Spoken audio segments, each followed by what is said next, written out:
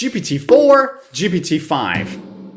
That is how the internet talks about the latest model of OpenAI, which was released about a week ago. And Sam Altman said, if GPT-4 was a college student, GPT-5 has a PhD in every possible subject. So people have been testing GPT-5 in different areas, specifically in coding and tech. But I've been thinking, are we finally at a point where we can say that AI, specifically GPT-5, is a better alternative to books and overall to traditional learning methods? Now, this video doesn't have a script. I only pressed the record button, but I have a fun test designed. And we're going to do this together for the first time. Let's get straight to it. So, what's the test? I have GPT-5 here, and I have a very good book here. Now, this book is Objective Proficiency. This was published by Cambridge University Press, so it's one of the best books out there. This is a very standard method for learning English. And the book is quite old. It was published in 2013, which is about 12 years ago. It's a relatively old book with the latest AI model. Now, I think a very good way to start the test is by grammar. We're going to see if AI, well, GPT-5, is a better teacher of grammar or if the book is better. Let's start with GPT-5. I'm going to ask ChatGPT to teach me future tenses. I don't have any particular preference. I can say future simple or future continuous, but overall, let's begin the test with a simple prompt. Teach me future tenses in English. Okay, great. I mean, a lot of people have tested this and said that this is much faster in producing a response compared to GPT-4. But honestly, we don't care about how fast it is. We are going to use it for learning a language. So it's not important how fast it is. It's important how good the explanation is, right? Let's see. So great, let's keep it simple and clear. In English, we can talk about the future in different ways. Will plus base form of the verb. We use this for decisions now or future facts. This is the simple future tense. I'll call you tomorrow. Great. I mean, it's amazing. There is how many tenses are there? 6 tenses, 6 future tenses.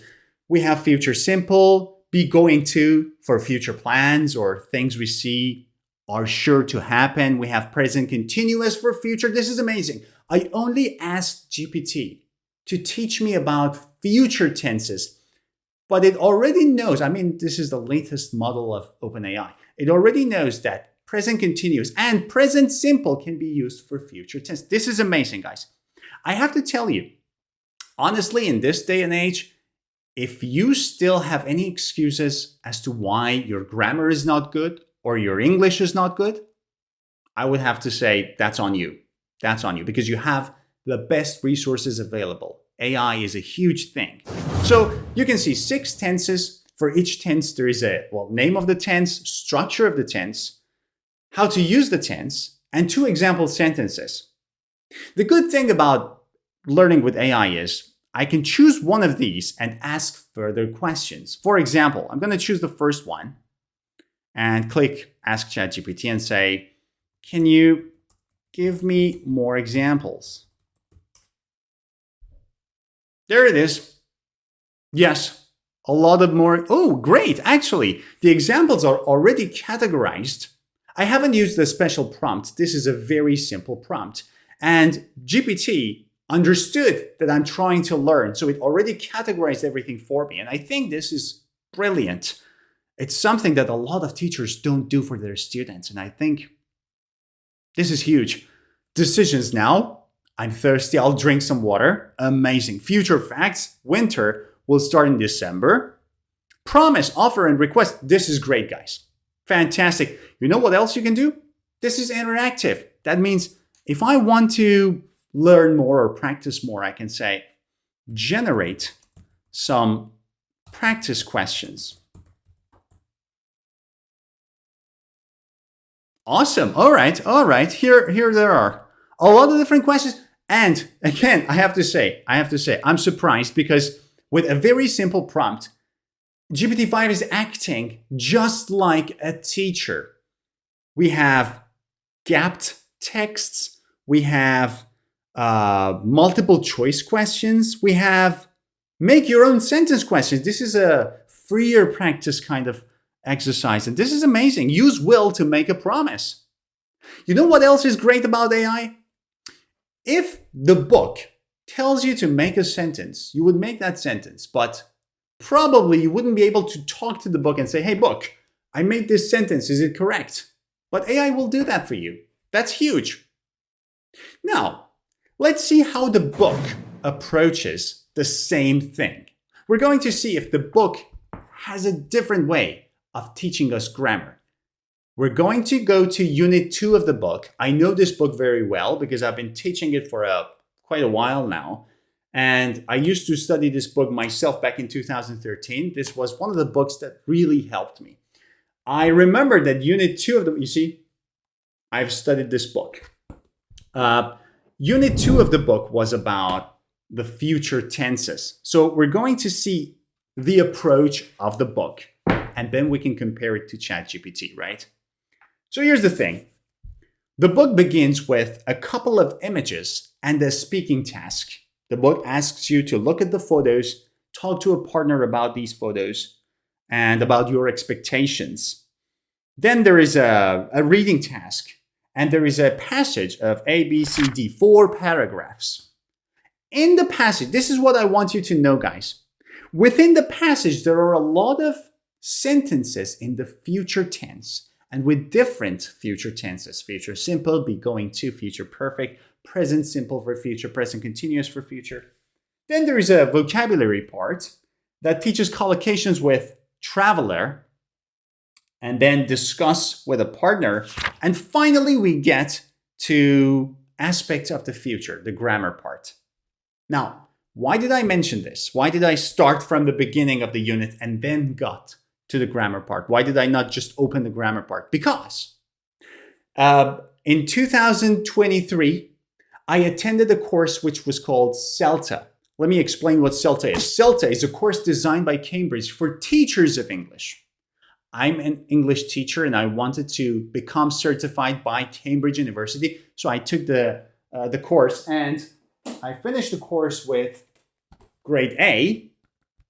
Past grade A is the highest level of CELTA. Now, why did I talk about CELTA? Because in CELTA, one of the things that they tell us as teachers is to not directly jump to the topic of the lesson. So if the lesson is a grammar lesson or a vocabulary lesson, it is completely wrong to start directly teaching that grammar point.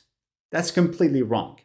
So what is the right approach? The right approach is what CELTA and Cambridge describe as lesson shapes. Now, if the lesson is grammar, the correct approach would be to have a lead-in, and then to have a gist task, and then to have a detailed task, and then to have a noticing task, and finally present the language, followed by controlled practice and freer practice. Now, why am I saying this?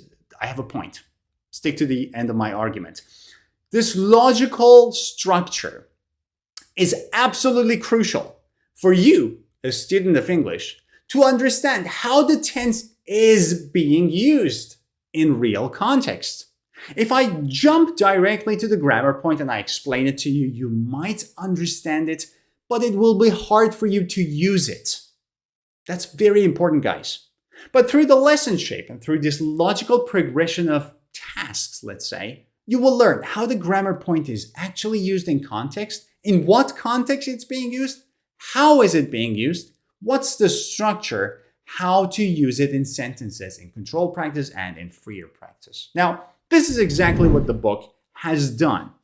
There is a text. In the text, there are sentences with the future tense. You see the text. You see the context. The context is about traveling. And then we start with the aspects of the future. So let's see what the book is saying. Now, this book has started with a simple explanation. Then there is a reference to pages 178, which is the lesson on grammar. And then there are certain exercises controlled practice exercises, and freer practice. What's the difference? Controlled practice is when you don't produce the entire sentence. You have a sentence. You are given two choices and you have to choose one. This is controlled. It means you do not have to worry about how to structure the sentence. Your only concern is to choose one. Freer practice is like this. The last exercise on this page says, using a suitable tense or one of the expressions above, talk to your partner about the following. So a topic is given to you. You have to decide what tense to choose and then how to say it, how to make the sentence. You're absolutely free in what you want to say and how you want to say it, but you must use a tense. Now, here's my idea. It might not be a popular opinion, but this book, which was designed in 2013, 12 years ago, is much better than AI. Now, hold on. Let me explain. Why is it better? Well, the thing is, you cannot ask the book to give you more exercises or to produce more exercises or to give you feedback. But the book comes with a structure. That's what AI doesn't have. Let's say you open your laptop, you go to ChatGPT, and you say, hey, I want to learn what? What do you want to learn? So you randomly would name a grammar point, like, I want to learn the past tense. Why did you say the past? Why not the future tense? Why do you want to learn the past tense now? Why don't you want to learn the modal verbs? You see, it becomes kind of random. There is no structure. You're just choosing one topic randomly, and then you ask GPT to teach you something in that tense. And then what? But with the book, starting from unit 1, let me show you something. When you're studying with the book, everything is designed in a specific way. So when you start from the first unit, and when you go to the end of the book, which is the last unit, you follow a clear path that is specifically designed for you. You don't have to worry about what grammar I should learn next. What is better to learn after future perfect? Well, you don't have to worry about that. The book has already done that for you in 2013, 12 years ago. But with AI, it's like somebody who knows everything, but has no plan or no schedule. There's no structure. That's one of the things which I think is crucial. Books are designed to teach you English. AI knows English, but is not designed to be a teacher. However, does it mean that we only have to use a book and not AI? Absolutely not. As you can see, AI does not have the structure that the book has. However, AI is interactive. That means you can ask AI for feedback. You can ask AI to give you more exercises. You can ask AI to correct your sentences, or if you haven't understood something very well, you can ask AI to clarify. The book cannot do that. However, AI doesn't have the structure of the book. So I want you to see it like this. It is not a question of which one is better. It's not a question of looking for a substitute. AI is so good that books are now obsolete, or books are so good that you shouldn't use AI. I think the correct way to say this is as complements rather than substitutes. AI with traditional learning, together they unlock a lot of potentials. You can do a lot of things that you couldn't do in the past. Now, we talked about grammar. How about vocabulary? I think it's exactly the same. You can ask AI to teach me, here's the prompt, teach me what? 10 collocations about what? Collocations with the word job. Before I send the prompt to GPT, I want to tell you one thing. Why am I asking for this? Why collocations with job? That is so random. As you can see, this request is not following any structure, but let's send it. Amazing. Well, fantastic. 10 collocations. Get a job, look for a job, apply for a job, do a job, quit a job, lose a job, part-time job, full-time job, well-paid job, dream job. Amazing. This is fantastic, guys. This is fantastic. But again, this is so random. First of all, as a teacher, from what I have learned from Cambridge, you need to follow a lesson shape. That means you shouldn't jump to the topic of that lesson, the target language. If the target language is collocations with job, you do not start there. You start earlier at the lead-in, at the gist task, at the speaking or writing task, and then you have a noticing task in which students would notice the different collocations used, and then you have the presentation of the language, followed by controlled practice and freer practice. There is a structure to that. Jumping directly to the topic, what's wrong with that? Well, I tell you what's wrong with that. You will learn a lot of words, but then you will forget them or you won't be able to use them. Let me tell you one more thing. I don't have a dictionary here, but do you have a dictionary at home? If you don't have the dictionary book, you can certainly use online dictionaries, right? They're free. You can go to Cambridge Dictionary. Let me just show you. You can go to Cambridge Dictionary and that's it. Yes, beat around the bush. This is a Cambridge Dictionary. Now, all of the words in the English language are here. All of the words. So if I have this, why do I need a teacher? Why do I need to go to an English school? Why do I need to register in an online course? Why do I need a book? Why do I need AI in order to learn new words? You have dictionary, don't you? Use your dictionary. All of the words are there. Do you see where I'm getting at? In the dictionary, you have everything, all of the words. But why don't you learn new words from your dictionary? See? Because it's not about memorizing the words. It's about learning how to use the words. So you need a structure. And that's what traditional learning provides. And that's what AI does not provide. However, again, do not think in terms of substitution.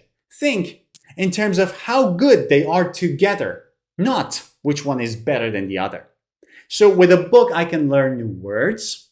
With AI, I can practice.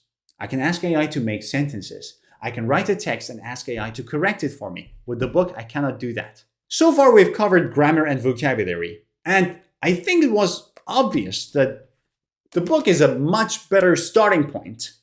But after studying with the book, it's an amazing idea to go to AI, use any AI models, GPT-5, what are the other ones? Gemini, or any other AI models, and to use them as further practice tools. Oh yeah, damn boy. But there is something that has been revolutionized by AI, and that is how to learn and how to practice your productive skills. Wait, what are productive skills? You see, in English, we have 4 main skills: reading, writing, speaking, and listening. These are the 4 main skills of English and any other languages. Now, 2 of these skills are productive, 2 of them are receptive. What are the receptive skills? Reading and listening. What does it mean? It means you are receiving the information. In a reading text, in a passage, the text is already there. Everything is there. You can see that. You don't have to produce anything. You just read the text, you extract the information. With a listening task, the same thing happens. The audio file is there. There are some questions. You listen, you extract the information, and then you do the tasks. But the other 2 skills, speaking and writing, these are productive skills. That means nothing is produced for you. You have to produce everything yourself. In a writing task, you have to write the entire text yourself. In a speaking task, you have to speak. There is nothing given to you. Maybe a cue card, maybe a question, maybe a riddle, but you have to produce everything yourself.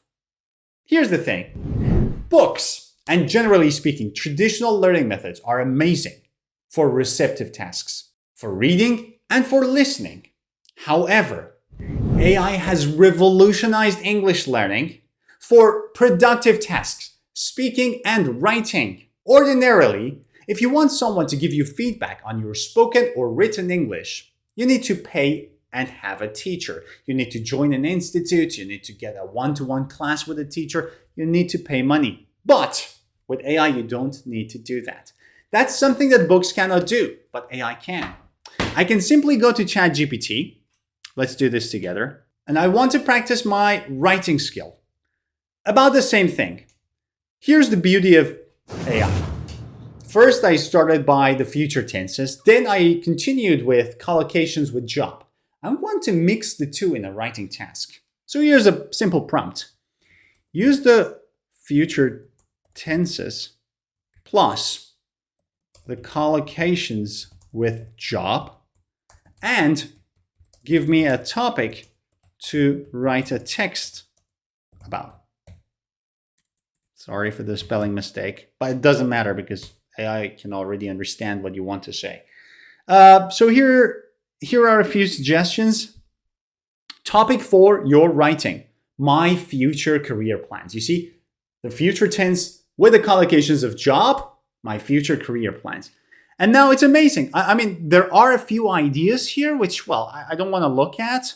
Your task. Here's your task. Write a short text, 8 to 10 sentences, on my future career plans using at least 5 different future tenses and some of the job collocations above. This is fantastic. You can write a text and you can ask AI to give you feedback. This is something that a book cannot do.